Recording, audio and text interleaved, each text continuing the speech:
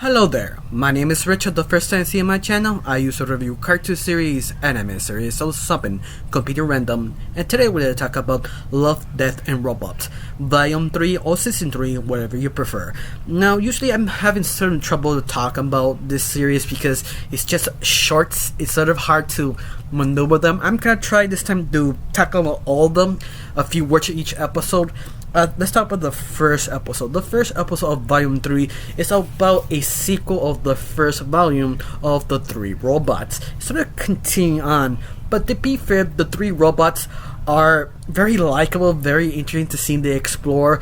But this next episode is basically explaining a little bit more the lore of their world, that how everything died, especially how humanity died because of their selfishness. But I think this episode makes it so much fun and interesting is the response of all three robots, laughing at humanity and how dumb we actually are. Yeah, have that sort of dark humor compliment so much. You can see why a lot of fans want three robots to be show. I mean, you have a lot of possibilities, a lot of different commentaries to make this series possible, but at the same time I don't think you can make more of this. Maybe one more episode, but I'm not sure.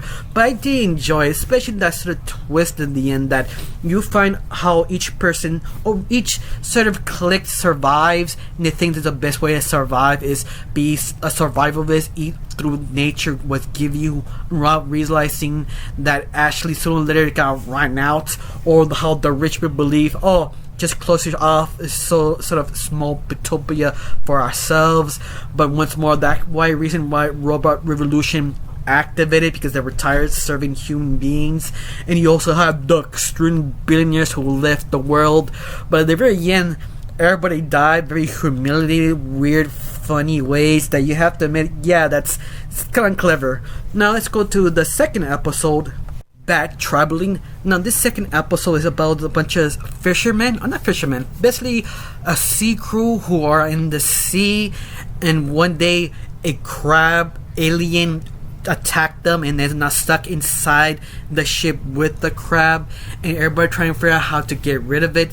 But the crab wants one thing, is to go to a Pacific island, and all the crew members are sort of arguing, okay, who could be captain, and how we could deal with this alien crab. I guess it's an alien or a sea beast crab, whatever you prefer. And all the crew members, especially the new captain, push this sort of weakling guy who is more intelligent than strength to look down below and to see what the crab's doing. But in the middle of the whole thing, the weakling, that I don't think he has a name, this weakling guy actually talked to the crab and became sort of a horror based show, or short in other words, because this crab wants to feed and go to his island, and the guy is pretty smart enough to realize, yeah, what if we did listen to you and kill us all if we actually obeyed? Like, there is no win-win scenario here. So it's basically about this smart person who trying to figure out not to die by the crab and not to die with the crew who are kind of freaking out. They don't know what to do.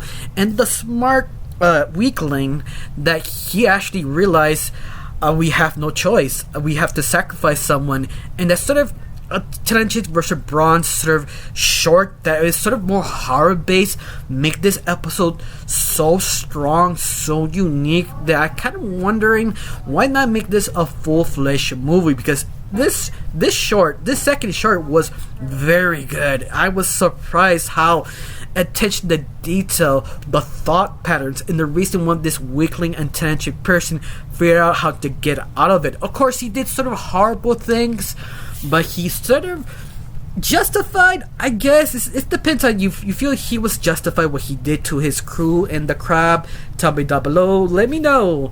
Now let's go to the third episode. Now this episode called The Pulse of the Machine.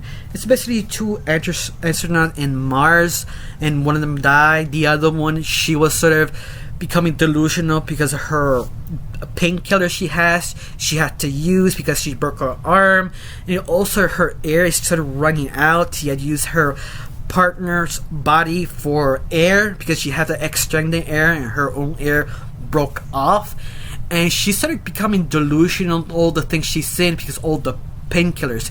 But sort of the art, what she sees, that sort of delusional pain, that was kind of interesting. Especially you find out all the voices she hears, she thinks she's just being very delusional because of her guilt she feared her partner. And no, it's not her guilt, it's the fact is the whole planet is sort of alive, sort of a machine, a talented AI who trying to help her, but it's sort of situation that let the machine help you or just ignore everything. But at the same time, she has no really choice. It's sort of the more like interpretation when you think what happened in between this short. It's one of those a very artistic choice. Yeah, I really enjoyed this short. It was fun. It wasn't the most strongest, but it was the most interesting in my opinion. Now our next episode called Night of the Mini Dead. This is episode 4, and this is basically what the title says. It's basically zombies, tech, how they consume people, how everything sort of start about this two couple basically having sexual course in the graveyard, and they be doing stupid stuff and accidentally caused the zombie apocalypse because it pissed off God. At least how I interpret it, because it doesn't really say anything, it just show you what's going on. And it's almost like a point of view of God, like you see what the human race actually doing, you see all the good or sinful things they do, how this how zombie apocalypse force them to survive. And that's really it. It's really funny, straight to the point. I think this short reminds me sort of Sims, the game. It's like very similar to that, just seeing how the psychology of people, how they work, but a point of view of God. And that's really it. It's sort of how the zombie apocalypse happened. And I really enjoy it. This could be one of my favorite shorts of this volume. Only second favorite, but all of that I really enjoy. I thought it really funny and straight to the point.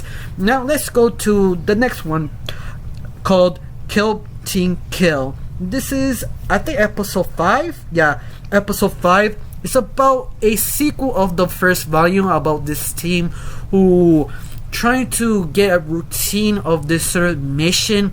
They divide the team in 2 different teams, and they something strange happened that they realize the other team are not talking to them. For some reason they lost contact to actually realize. They find out what happened to the team. This giant half machine, half bear killed them for a certain strange reason.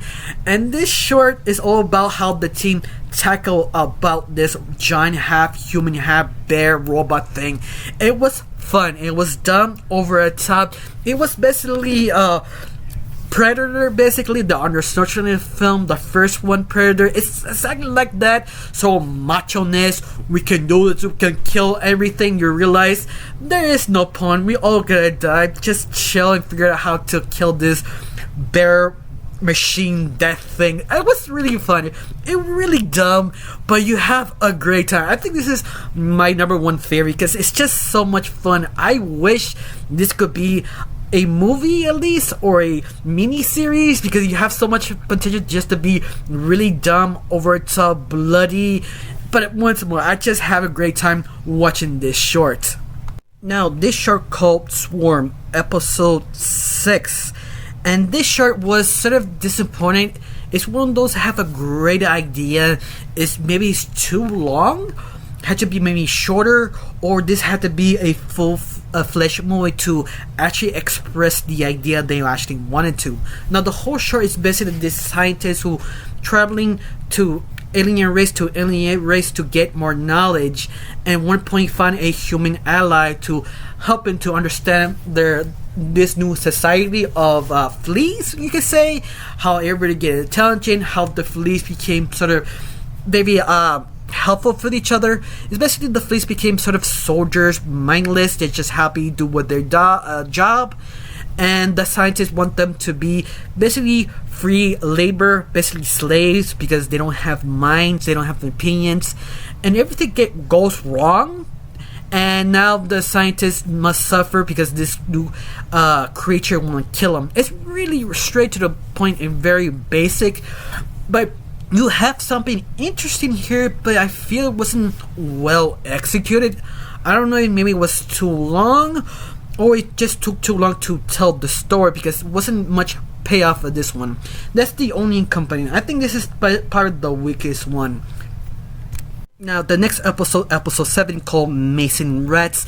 This I really enjoyed. This is probably my top 3 because Mason Rats has a very unique idea that basically this Irish farmer, that he had a rat problem, but the rats become more intelligent, more self-aware, now using weapons, tools, shotguns, and the farmer is like, I don't know what to do. He just called a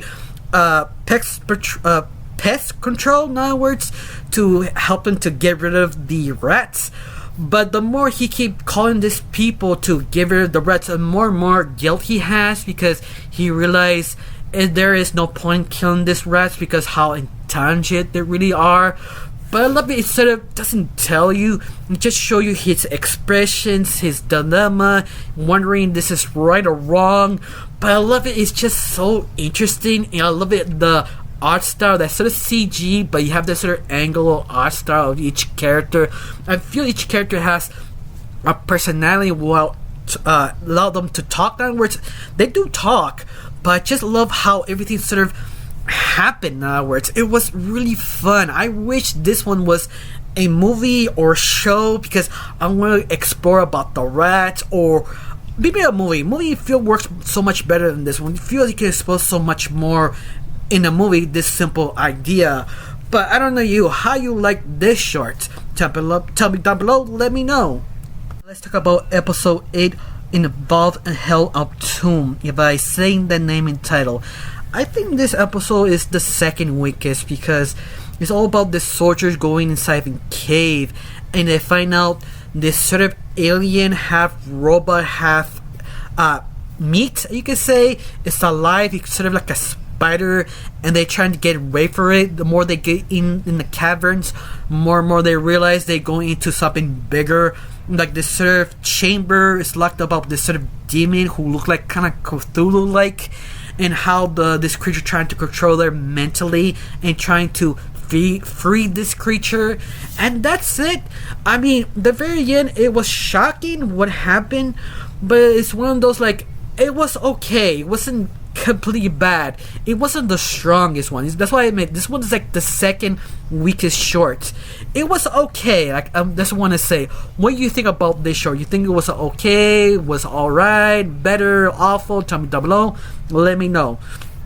Now, our final episode or short called Gibberell. And this short is basically the morals interpretate episode, that basically you have to interpretate everything what the episode says.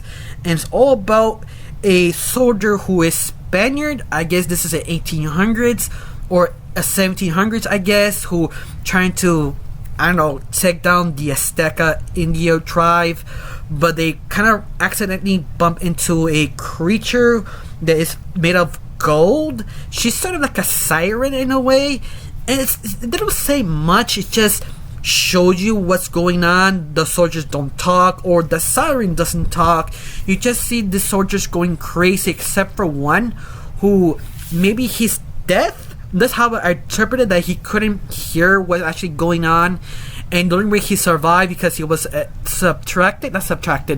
basically occupied looking for a gold nugget he found, and he trying to hide it for the rest of his members. And it's the only reason he survived the first attack. He just was sort of surprised what happened to the soldiers. Like, all of them went mad and trying to kill each other and drown themselves in the lake. And he tried to quite literally understand what actually happened, till he realized, see this sort of creature made of gold who is basically a siren, that he's sort of freaking out, doesn't know really what to do, till his greed got to him. Like, this creature is full of gold and he's just chasing it, and it's sort of point that you have to interpret it like he was attracted to her or her attracted to him, and he portrayed her and took all her gold and killed her. Now she want her vengeance to kill him, and that basically what actually happened. It's all about interpretation. It's probably the most artsy of all the shorts. It's one of those that it's sort of kind of stands out because it doesn't say anything. You just interpret what you actually read in the short. It's not my favorite, but this is top 4, in other words. Now I have this question: which is your favorite? Which is your dislike? Tell me down below. Let me know. Let me hear your opinion, how you felt all these shorts.